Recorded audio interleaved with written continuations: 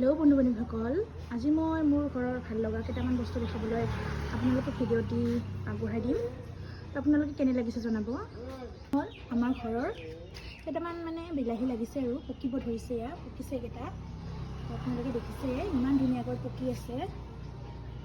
পোৱাত ইমান না তাতকৈ বেছি হ'ব পাৰে, গম নাপাওঁ বাৰু। ইমান ধুনীয়াকৈ হৈছে নহয়। আৰু আছে এইকেইটা কেঁচা হৈ আছে।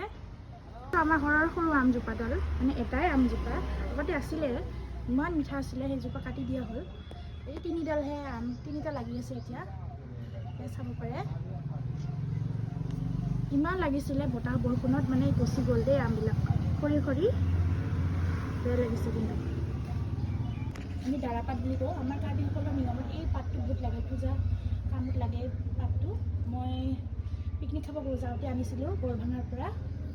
চাব পাৰে ইমান ধুনীয়াকৈ হৈছে। অলপহে আনিছিলোঁ, মায়ে ৰুই দিলে ইয়াতে।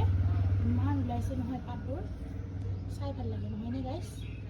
পাণ গছো আছে, পাণবোৰ বৰ্তমান নাই আৰু সৰি পেলালে, নতুনকৈ হ'ব চাগে। এয়া কপৌ ফুলো আছে, কপৌ ফুল ওলাইছে দেই গাইছ, চাব পাৰে এটা ওলাইছে। এইটো বহুত ভাল লাগে মোৰ গাইছ, নামটো নাজানো বাৰু। ইমান ধুনীয়াকৈ লহপহকৈ ওলাইছে নহয়।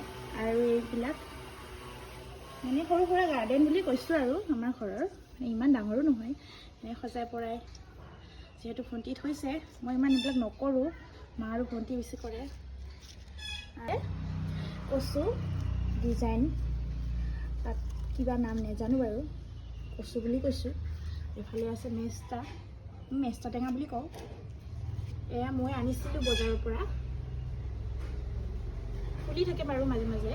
সূৰ্যদাৰ গান পৰাহে গম পালোঁ যে এইটো বগেনভেলিয়া, কিন্তু মই কাগজ ফুল বুলিয়ে সৰুৰ পৰা জানি আহিছোঁ। ইমান ধুনীয়াকৈ, এইটো বোলে লাকি বেম্বু বুলি কয়, আমাৰ কাকা এজনে দিছিলে। আৰু এইটো কলগছটো নিজে নিজে হৈছে, মাটিৰ গুটি আছিলে চাগে, ইমানকেইটা হৈছিলে।